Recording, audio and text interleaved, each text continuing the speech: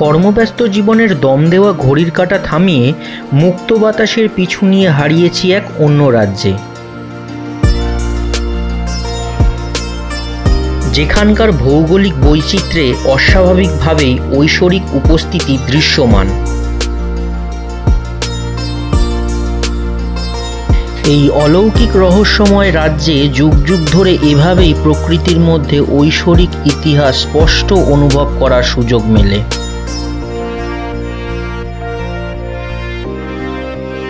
তাই ঐশ্বরিক সৃষ্টির ছোট্ট পাহাড়ি ঘেরা সুন্দর গ্রামের জানা অজানা গল্প নিয়ে নতুন এক অধ্যায়ের উপস্থাপনা। Welcome to our another blog. আমরা এখন খড়দা লঞ্চ ঘাটে। আমরা কিছুদিন আগেই দেখিয়েছি আমাদের চ্যানেলে অরুণাচল ভ্রমণ নিয়ে, যার বিস্তর সমস্ত কিছুটাই রানাদা পুরোটাই অ্যাঙ্কারিং করেছিল। আমি ছিলাম ক্যামেরার পেছনে। এবার চলে এসেছি সামনে। এবার আমরা যাচ্ছি কোথায়? আমরা যাচ্ছি অমরকণ্টক। এটা হচ্ছে শিবের ধাম। তো এই জায়গার মানে শিব, প্রত্যেকটা পাথরই বলা হয় শিবলিঙ্গ। তো সেই ভগবানের অমোঘ লীলা দর্শন করতে আমরা যাচ্ছি। কিছুদিন আগেও আমি গেছিলাম, ওখান থেকে শিবের লিঙ্গ নিয়ে এসেছি। ওখানকার প্রধান পূজারী কামতা প্রসাদ দ্বিবেদীজি, যার ওরফের নাম নীলু মহারাজ, তিনি দিয়ে তুলে দিয়েছিলেন। আবার আমরা তার কাছে যাচ্ছি, সেখান থেকে আমরা অমরকণ্টকটা বিস্তারিতভাবে ঘুরে দেখার চেষ্টা করব। আমাদের সাথে রয়েছে ছোটদি, বাবা, মা আর বড়দি হাওড়া স্টেশনে অপেক্ষা করছে। আর এই যে ইনি সব জায়গায় থাকেন, যেখানেই যাওয়া হয় এনাকে সব জায়গায় দেখতে পাবে। ইনি হচ্ছে সর্বগাছের কাঁঠালি কলা। আমাদের ট্রেন ঠিক 9:40 ছেড়ে দিয়েছে। আমরা চলে যাচ্ছি আমাদের গন্তব্যের পথে। আমাদের সাথে আরও দুজন অ্যাড হয়েছে, তাদের দেখানোই হয়নি। এই হচ্ছে আমার ভাগনা, আর হচ্ছে দিদি। হাওড়া স্টেশনেই আমাদের দেখা হয়েছে ট্রেনে ওঠার পর। সূর্যের সোনালি মিষ্টি রোদে ঘুম ভাঙতেই চলে গেলাম ট্রেনের গেটে, প্রাকৃতিক সৌন্দর্যকে আরও কাছ থেকে উপভোগ করতে।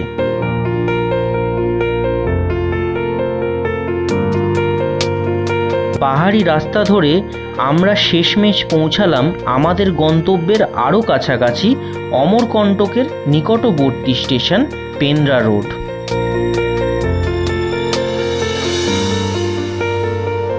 আমরা চলে এসেছি পেন্দ্রা রোড। আমরা হাওড়া থেকে ট্রেন ধরে এখন আমরা চলে এসেছি পেন্দ্রা রোড।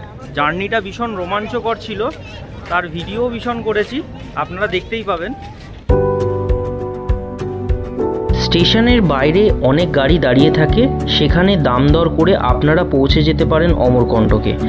আপনারা চাইলে অটো করেও আসতে পারেন, সেক্ষেত্রে খরচ 500 থেকে 600 টাকা হতে পারে। আমরা যেহেতু 9 জন ছিলাম তাই বড় গাড়ি করেছি, আমাদের খরচ পড়েছে 1100 টাকা। আমরা এখন রয়েছি ভক্ত নিবাসের সামনে। আমরা এই হোটেল, এই সেবাশ্রমের মধ্যেই আজকে উঠেছি আজকের দিনে। তো আমাদের এখানে আসতেও অনেকটা লেট হয়ে গেছে। তো আমরা এখন এখান থেকে যাব নর্মদা মায়ের মন্দির। তো তার আগে আমি এখানকার যে রুম আছে সেটাও একবার দেখিয়ে নিই। ভক্ত নিবাস। আমরা এবার সেবাশ্রমের ভেতরে ঢুকে যাচ্ছি, আমাদের রুমটা একবার দেখে নেওয়া যাক। এই হচ্ছে আমাদের রুম, ভীষণ পরিষ্কার। আর রুমের রয়েছে অ্যাটাচ বাথরুম, যে বাথরুমটা ভীষণ বড় এবং পরিষ্কার পরিচ্ছন্ন।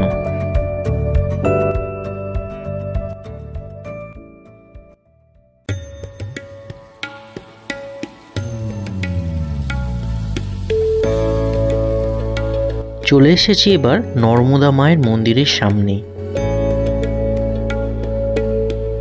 অমরনাথ অর্থাৎ শিব, তার কণ্ঠ থেকে শ্বেতবিন্দু ঝরে মা নর্মদার জন্ম, তাই এই জায়গার নাম অমরকণ্টক। হিন্দু পুরাণ অনুযায়ী সমুদ্র মন্থনের সময় মূল্যবান রত্ন ও অমৃত ছাড়াও প্রচুর বিষ ছড়িয়ে পড়েছিল। সেই বিষের প্রকোপ থেকে প্রাণীকুলকে বাঁচানোর জন্য ভগবান শিব বিষ পান করে কণ্ঠে ধারণ করেছিলেন।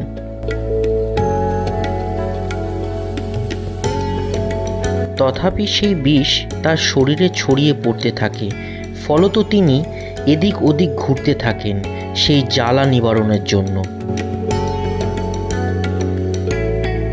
মনে করা হয় এভাবেই তিনি ঘুরতে ঘুরতে একসময় এখানে এসে পৌঁছান এবং দীর্ঘকাল যাবৎ এখানেই তিনি ধ্যানস্থ অবস্থায় ছিলেন।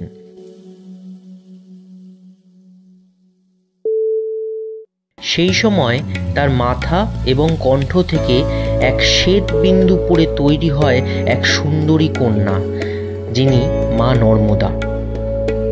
এটি নর্মদা নদীর উৎপত্তি স্থল, যা অন্যান্য নদীর উৎপত্তি স্থল থেকে সম্পূর্ণ আলাদা। আমরা যেটা জানতে পেরেছি, প্রায় 40 ফুট নিচে একটি কুণ্ড থেকে এই নদীর উৎপত্তি। এই মন্দির তার উপরিভাগে এবং এর নিচ থেকেই বয়ে গেছে নর্মদা নদী। এইখানে যে গজপতিকে দেখছেন, হিন্দুপ্রাণ মানুষেরা মনে করেন তার পায়ের সরু ফাঁক দিয়ে গলতে পারলে সমস্ত পাপ থেকে নাকি মুক্তি পাওয়া যায়। এটি হচ্ছে নর্মদা মায়ের মূল মন্দির।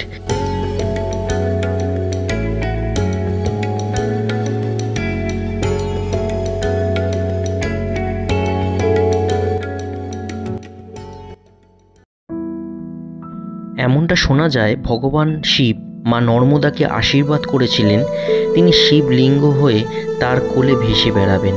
তাই এখানকার সব পাথরই শিবলিঙ্গ। এখানে সেই পাথরই পালিশ করে পরবর্তীতে এখানে বিক্রি করা হয়। তার বেশ কিছু দোকান এখানে আপনি পরপর দেখতে পাবেন। পরদিন সকাল আমরা সবাই চলে এলাম নর্মদা নদীর ঠান্ডা কনকনে জলে স্নান করতে। এখানে স্নান করেই আমরা মূল মন্দিরে পুজো দিতে গিয়েছিলাম।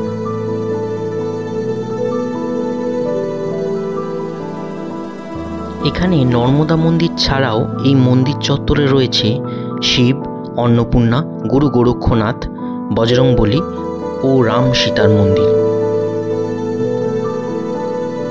অমরকণ্টকে এলে নর্মদা মন্দির ছাড়াও দেখার মতো বেশ অনেকগুলি জায়গা রয়েছে। পরবর্তী পর্বে আমরা সেই সমস্ত ভিডিও নিয়ে খুব শিগগিরই আসছি।